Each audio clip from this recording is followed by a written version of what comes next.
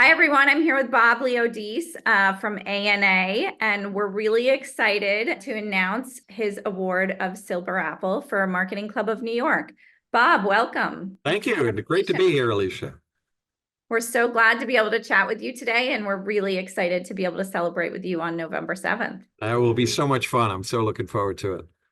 So one of the things that Marketing Club really focuses on is students and student development and integration into the marketing community. So can you just give us a little background on where you went to school and how you got into the business in the first place? Sure, yeah. I went to school at NYU, and I'm actually not a native of marketing. My undergrad was in accounting and management, and my grad was in finance.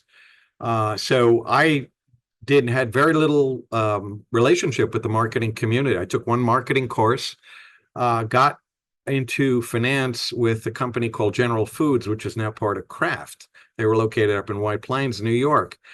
And I worked in finance, various areas of financial management and control, and you name it, I did it. And then 7 or 8 years into my career, I got a call from the general manager of what was called the desserts division. This is where Jell-O and Jell-O type products were made for General Foods. And he said to me, Bob, he said, we want to try out something different and invite different type of leaders to run our businesses in marketing. And I kind of looked at him and said, you want me to run your businesses or some of your business? He says, yeah. He says, you kind of got some strategic assets that we'd love to tap into. What do you think? I said, this is phenomenal. I said, I just want to be sure that I can return to my home native function. As long as I can do that, let's do it. So long story short, I was doing it for about 3 months and fell so in love with the marketing function that I went in and asked him to rip up the deal that I had made. I said, I want you to plan for me to be in marketing. So I spent the next 7 or 8 years in General Foods, doing various marketing assignments, mostly in that desserts division. And then decided it was time to move on and expand my career and learn some new things. So I went to work for Grupo Televisa, which is an international broadcaster based in Mexico City. And they had a local operation, international operation out of New York. And I did that for 2 years. Unfortunately, the Mexican economy collapsed, and so did my job. And then lo and behold, I got a call from this thing called the ANA, which I had no idea what it was about. I had no idea what a trade association really did, but I interviewed. They said they needed somebody for membership and for marketing inside the ANA while doing some financial work. And I said, sounds like it's right up my alley. And 30 years later, here I am. Wow. That's amazing. And the ANA has changed so much over the Oh, years. So yeah. can you talk us through what your vision is for it moving forward? Yeah, I'll And just give maybe you some of your career highlights along the way too. very, very brief history. The ANA, when I joined, was somewhat of a broken organization. We were nearly bankrupt. We really didn't do too much. And we were actually in survival mode for probably the first 6, 7 years of my career. And then lo and behold, my boss, the CEO, decided to retire. And there were some members on the board that I was close with, and they asked if I would want to take a shot at becoming the interim CEO. And I said, sure, what's to lose? Why not? Give that a shot. And 6 months later, they saw enough in me to say, let's continue this. And so that's when I became CEO, and that was in 2003. Wow. We started to realize, and the reason why I've been here this long is because the marketing industry is very complex, and in many respects, it's almost chaotic. There are so many things going on, and it's so difficult to follow that the average marketer doesn't necessarily understand how to wrap their arms around how to generate success. And so what we thought of at one point in time, early in my CEO venture, was, we need to make marketing simple and understandable. We need to be able to guide the marketer to effective business decision making. And that kind of became our centralization point about how do we build a better marketer? The problem was we were considered to be a horizontal association, focusing in on marketing, but across all industries, and focusing on junior marketer to CMO. So we had this three-dimensional quality about it. So we made a primary decision, which was we needed to be a full-service association that essentially generated focus on all the aspects of what great marketing and media management can be. We began to evolve. We began to build new business systems so that we could aspire to be a full service association. And where we couldn't, we essentially acquired other associations and foundations to fill out the portfolio so that we could talk with the client side marketers, the brands, representing their interest and being able to provide them the tools, the products, the services necessary to elevate their education, to expand their talent development, and to be a far more robust contributing member of their respective organizations, wherever they may be and however their career was tracking. Well, we also recognized that we had a responsibility to do something that no individual company could do, which would be to lead the industry.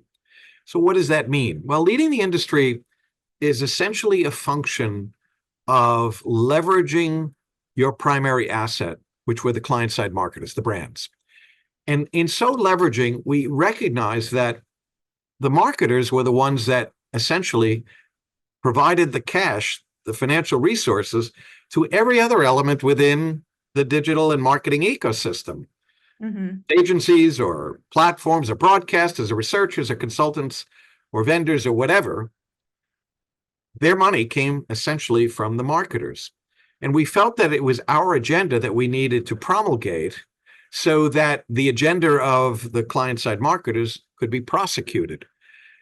But we had to take this very complex organization and to make it understandable and to organize it in such a way so that we could have intelligent conversations to provide focus on those things that were going to matter most to marketers and to the industry.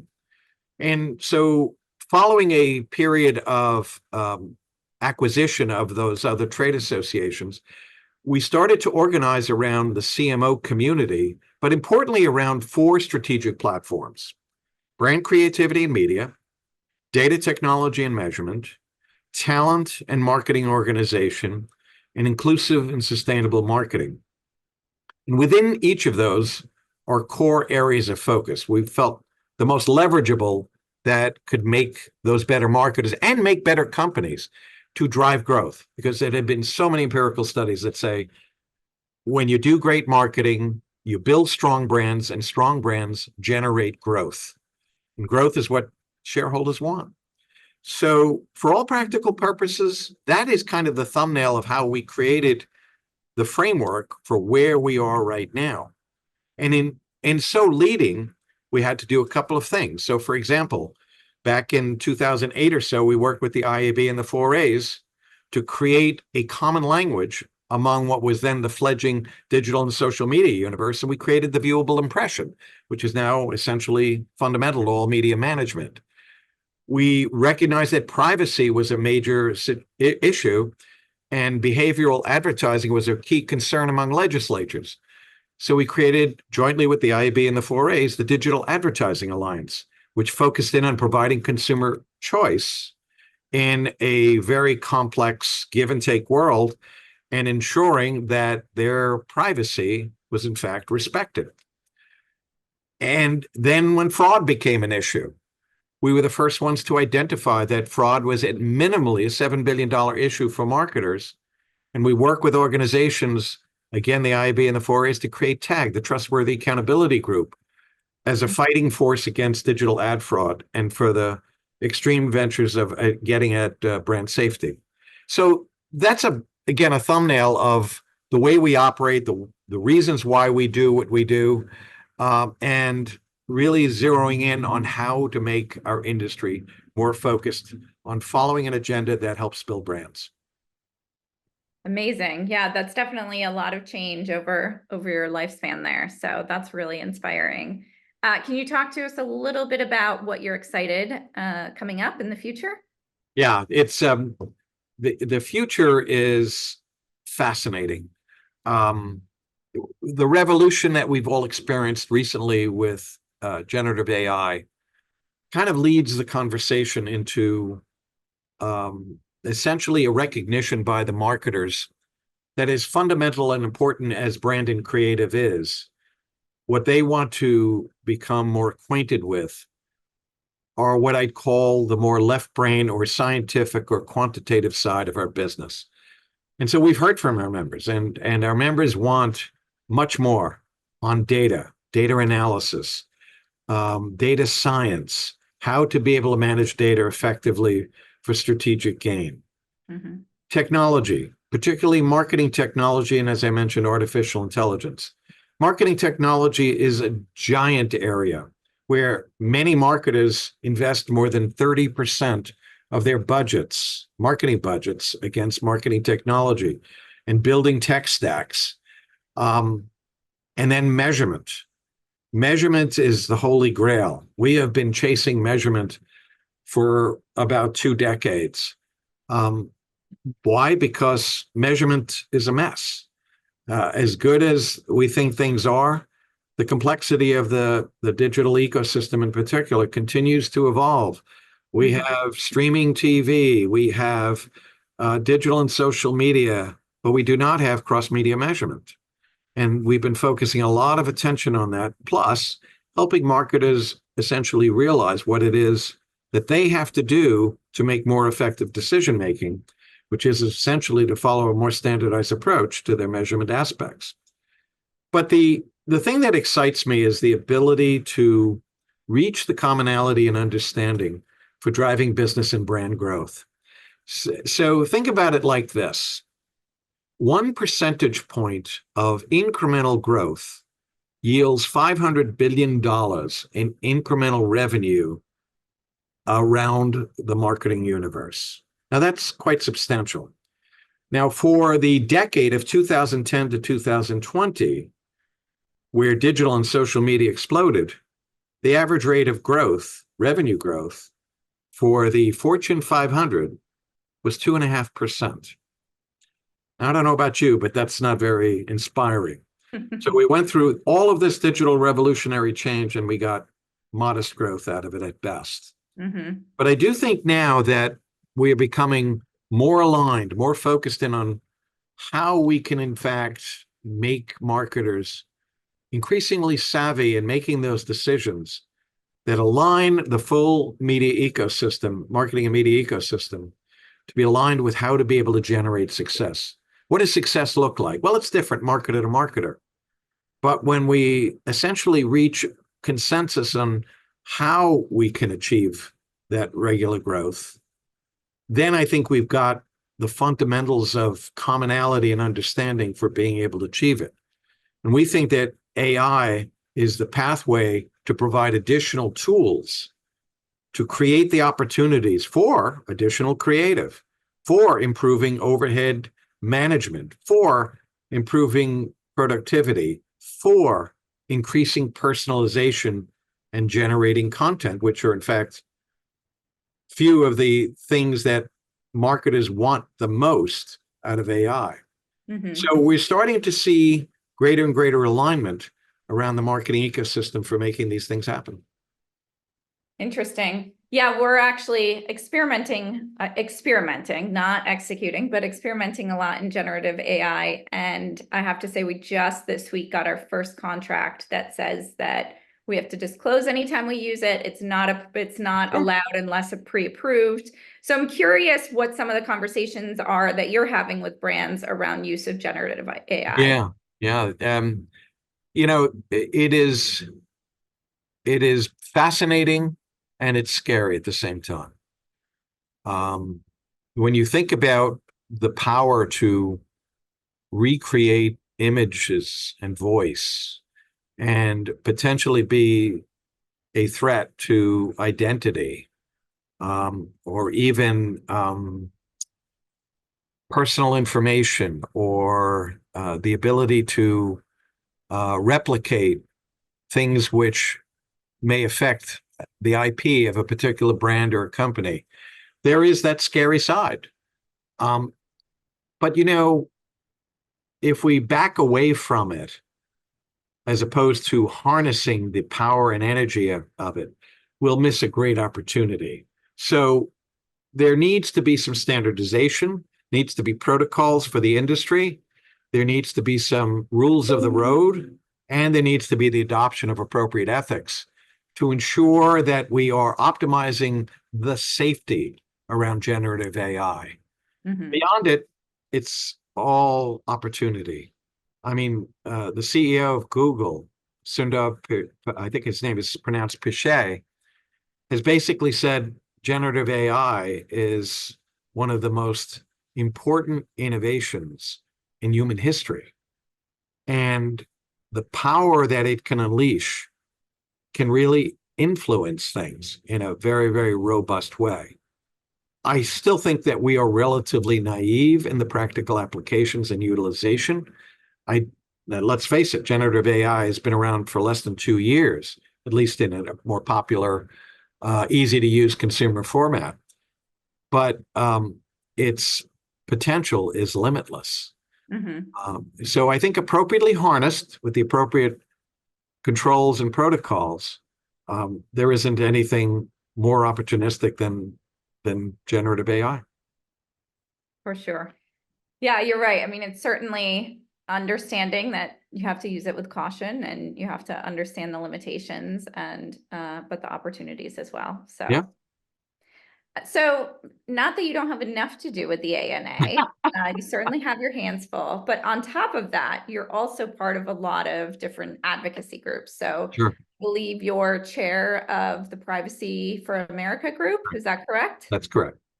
So what drew you to that group in particular? Well, I think I mentioned earlier that in the 2010 area that behavioral advertising was becoming an increasing concern, particularly at state legislatures. Connecticut and New York in particular inspired us to come together as an industry to understand what it was that what the issues were, and that what we as an industry should responsibly do to provide balance so that marketers and agencies had the opportunity to reach their desired marketing base, but to do it in a privacy-friendly way. And now that's a lot to ask. We know that there were abuses. We know that there was some misutilization during the 2010 era. But the reality is that what we want consumers to do is to trust the brands to do the right thing. Brands that essentially pound on the trust of consumers run the risk of losing consumer loyalty and, in fact, making their lives so much worse versus the performance approaches that they had seemingly been taken.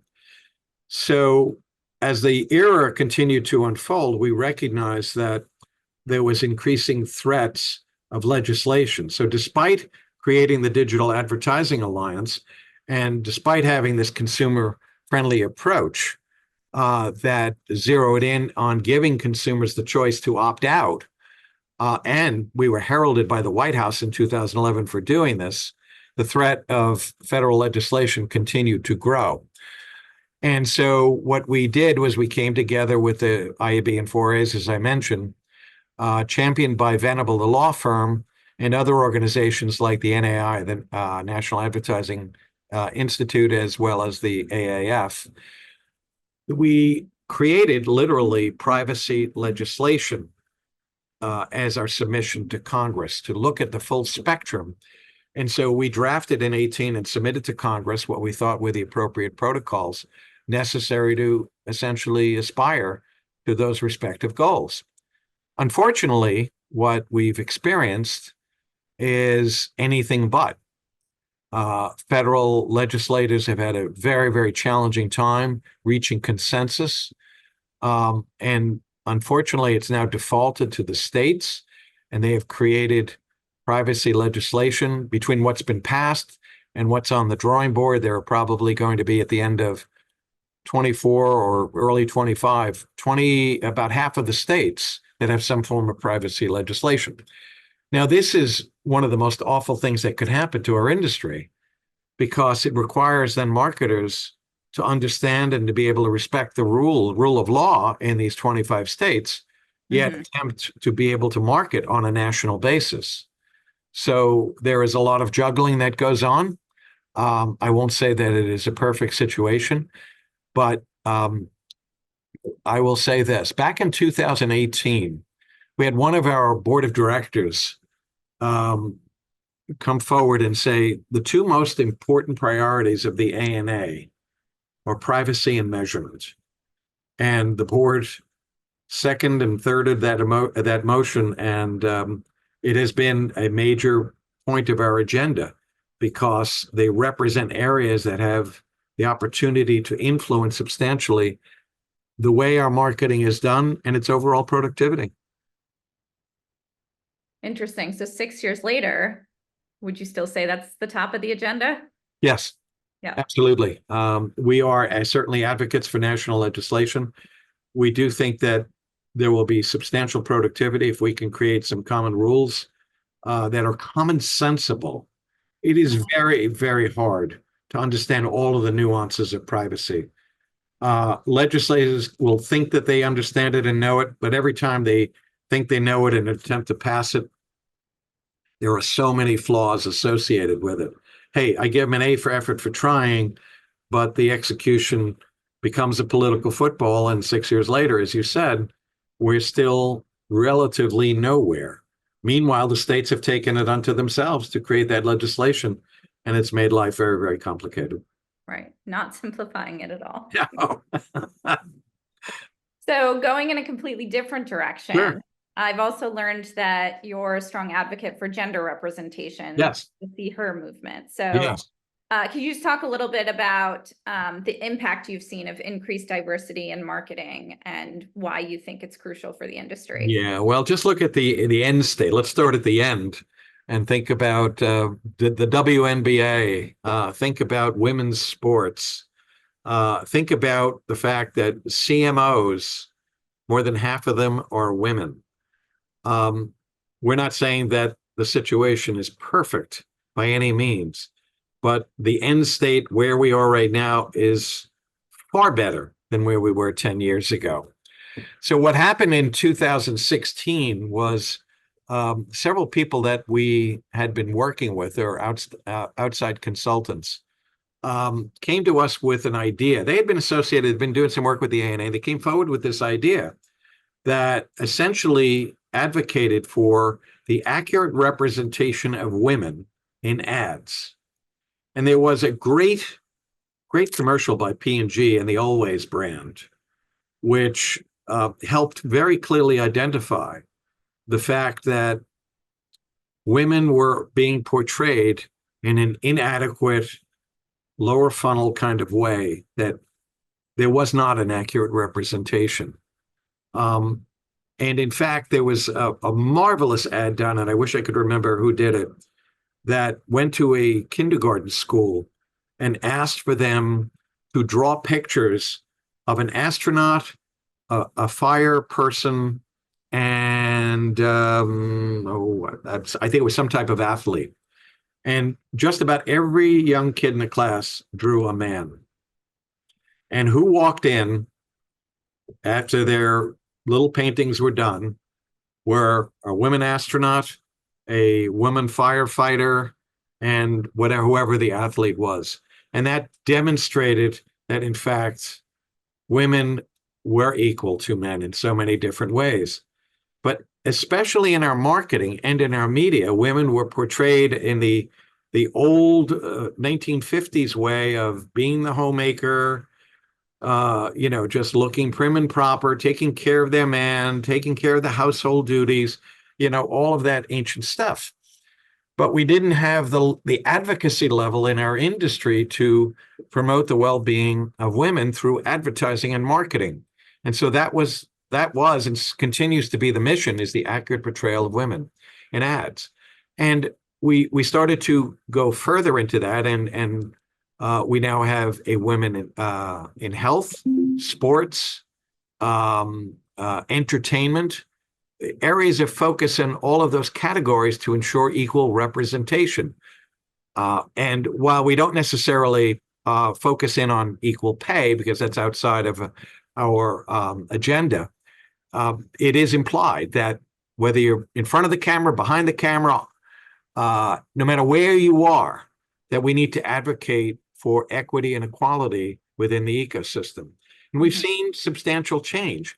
And one of the ways that we essentially put our money where our mouth was, we created this opportunity to focus in on something called GEM scores, gender equality metric scores. It was actually created by a company called ABX, a research company that we still work very, very closely with. And the intent of this was very simply is to be able to measure whether this particular measurement scale allowed for the opportunity to understand whether a particular ad was gender friendly or not. And so this gender equality measure allowed for, very simply, four particular questions that allowed the understanding on a relative basis whether this was a gender friendly ad or not. And so if you're above this 100 index, you essentially have a gender friendly ad that produces growth, and just the opposite on the other side. And we've continued to push on this and expand it. And we have a membership opportunity within the See Her framework, which is part of the ANA. And we do the same thing for culture, too, with an organization called AIM, the Alliance for Inclusive and Multicultural Marketers, that has a very, very similar agenda, but essentially focusing in on inclusive marketing. Great. And how have you seen the brand adoption of both See Her and the cultural component? Very, very strong. If measured by the investment in their membership, it's certainly very strong. Both of those organizations, they just have those one areas of focus, and they have been exceptional in promoting the values, the perspectives, the insights, the tools necessary to make better decisions. We still have a long way to go. We've only scratched the surface because there is still way too much misrepresentation in our advertising and our media, but we are making substantial progress. But we're not naive. We know that there's so much more to be done.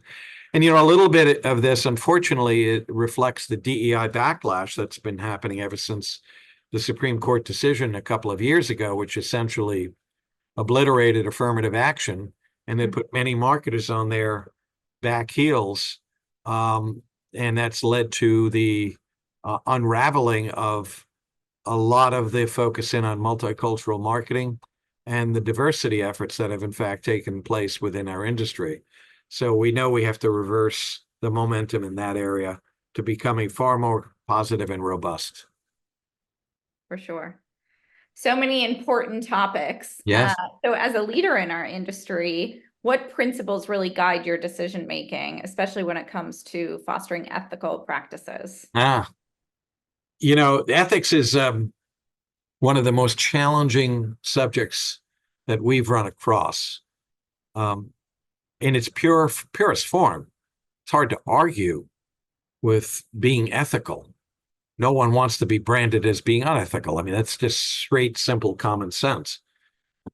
But it's the nuances of what really focuses in on what is unethical behavior that is extraordinarily complex.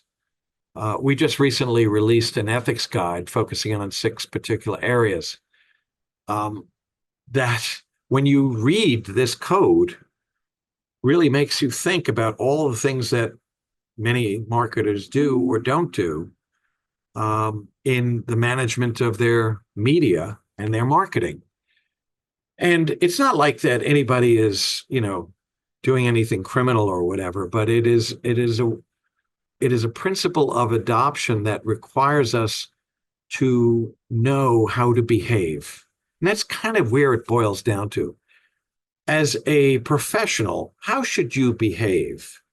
How should you manage your brand in an ethical and upstanding kind of way that essentially accelerates the reputation of advertising and marketing? if you were to do a survey about where advertising ranks among consumers in terms of its, I won't say ethics per se, but in its admiration by consumers, ethics would be, I'm sorry, advertising would be close to the bottom, next to used car salesmen, lawyers, and even congressional representatives, because there is still quite a bit of consumer perspective that suggests that advertisers are just profiteers and are only looking to sell their stuff as opposed to being authentically interested in the well-being of society and consumers. Now, I think we've done a lot as an industry to put out the flame of that type of thinking. But the reality is that we don't necessarily have the trust of our consumers and how that attribution is authentically represented in brand advertising. So we're just kind of restarting the fire to get an ethics code that is adopted and endorsed and pursued by the brand marketers, and hopefully that will continue to spread more broadly. Yeah, that's interesting. We have a ton of conversations at the agency right now around responsible marketing and what that means. Sure. And how you can make sure to deliver content that at the end of the day is valuable to the end user and not just a sales pitch. Right. That well said. Couldn't have said it better. So of all your achievements, which one are you most proud of? This is almost going to sound strange, but it's actually one that has not gotten much notoriety, and it's kind of old. Back in 2008, I believe it was, there was an attempt by Google and Yahoo to merge their search advertising businesses. And for the most part, that merger attempt was going to happen. And again, this is a different generation of executives, et cetera. So, but that's, we're talking 15, 16 years ago. So the merger was moving forward. And essentially what we did was we worked for several months to craft a position on our support for that merger, which would essentially give that combined entity a 90% of the search advertising marketplace. And so we pulled together what I think is a substantial analysis of the harms that would have come from that particular merger at that point in time. We wrote to the Department of Justice, and while we didn't get a response at that point in time as to whether they were thinking of the same thing, there was a comment from Google's chair at the time that said, yes, we understand what they're saying, meaning us, but we don't agree with their opinion. And we're going to continue to charge forward.